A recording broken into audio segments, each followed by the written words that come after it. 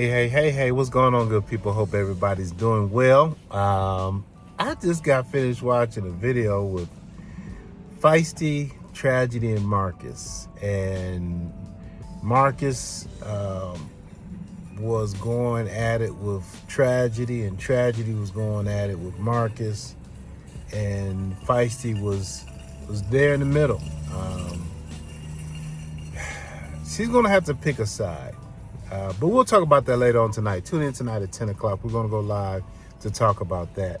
However, what I wanted to talk about is, as I was watching Marcus tell Tragedy, some things that are true, very true, about you need to get a job and you need to handle your business. I'll pay for the housing. You just need to set it up. All that was true, right? And I agree with Marcus on that. But, when somebody say but, they're about to do a whole 180. But something in the way Marcus was delivering the message to Tragedy, it almost came off like he was bullying, berating, and belittling Tragedy. Now, before you start saying Tragedy was being a jerk, yes, Tragedy was being a jerk, all right? Tragedy is a jerk. Tragedy is delusional. We need to add to the list of delusional things that Tragedy says. He said in this video, he said that, Marcus, you're stressing us out. You're stressing Fiesty out, and that's why she can't have a baby. I mean, completely cuckoo for Cocoa Pops. All right? But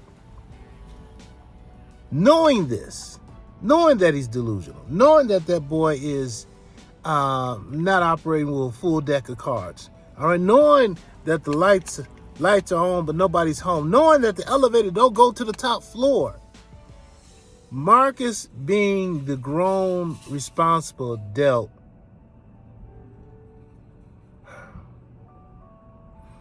I think he should have kind of laid off.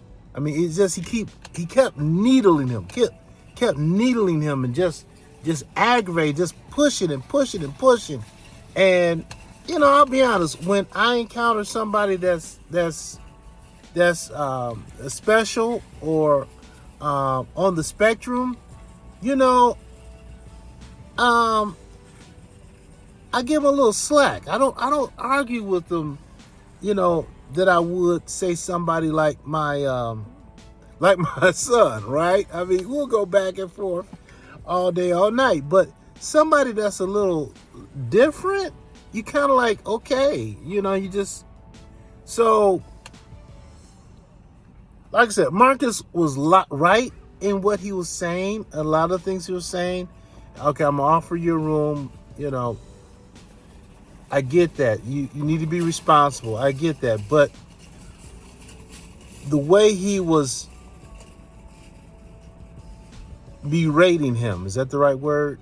Belittling him, putting him down in front of his woman, right? Tragedy, he kind of had well, how can I say this? As a man, somebody's talking to me like that in front of my wife, put me down, I'm going to respond appropriately, right? But then again, as a man, I wouldn't be riding in the back seat of nobody's car and my wife's in the front seat. First of all, there's an order here. There's a hierarchy here. There's an understanding. And secondly, as a man, my wife and I would not be riding in another man's truck in the first place, right? So it's a messed up situation all the way around, because Tragedy wants to be this man, this man's man, this type A personality. Maybe something he saw in his uncles or his dad, but he's not paying the cost to be the boss, right? He's not paying the cost to be the boss, but he's talking as if he is.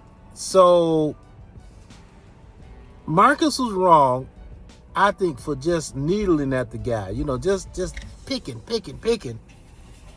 Tragedy was wrong. Well, tragedy is always wrong. Tragedy is always wrong. When it comes to his stuff, he's delusional. All right. Like I said, let me just repeat this one more time. Tragedy actually said to Marcus, the reason why Fiesty cannot get pregnant is because Marcus is stressing them out. Let that just sink in for a moment. All right. I just saw another pop-up. Marcus has another live. I guess he's playing part 2 of this. Because the one that I just watched, Marcus told Tragedy get the F out, and Tragedy got the F out. So, both of them were wrong, right? I'm kind of figuring this out in my mind as I go. Just bear with me, y'all. And I love to hear what y'all think. Both of them was wrong, right? Both of them were wrong. Tragedy was wrong. Dude, you riding in the back seat of the car, right? Your wife's in the front seat. You're really a passenger there. Here's another one. Your wife is at work. When she's with Marcus, she's at work. All right, let her go to work. And let her bring back the money to you, okay? Let her go to work. Stay out the way. All right, just like you sent in that car with that white boy, wherever. Just let her work. And there's no need for you to be in the picture. Marcus, you're right about what you're telling Tragedy, but obviously, by now you should realize his values, his standards, his view on life is not like ours. It's not like ours. When it comes to hard work and having a roof over our head, he doesn't feel that way. So what's the point of continuing to tell him that, knowing that he has a problem with that, other than to make content, which you did. I mean, you did make content, and it was very interesting. But to me, Marcus, you came off as a bully, all right? A bully.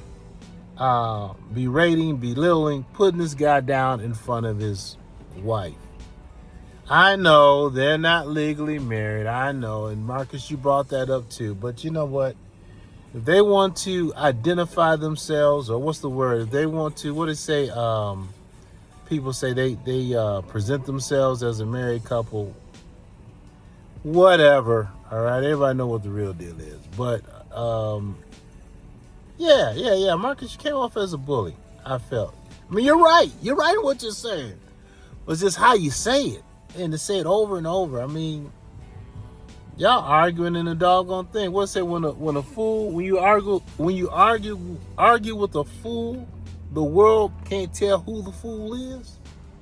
So just as I watched it, I just and then Fiesty, which we'll talk about this tonight. Fiesty being in the middle. Obviously, Fiesty's gonna have to make a decision, all right, because Marcus and Tragedy together is not going to work, because Tragedy is not going to back down, even though he should. I mean, you're biting the hand that's helping to feed you, buddy, but he's not going to back down, and Marcus enjoys getting him to react. Now, you better be careful of that, Marcus. You fool around and get him to react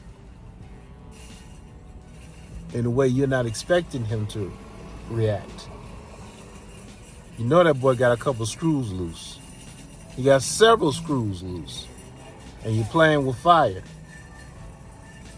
You're going to fool around and twist too hard, that screw going to pop. And he's going to pop on you.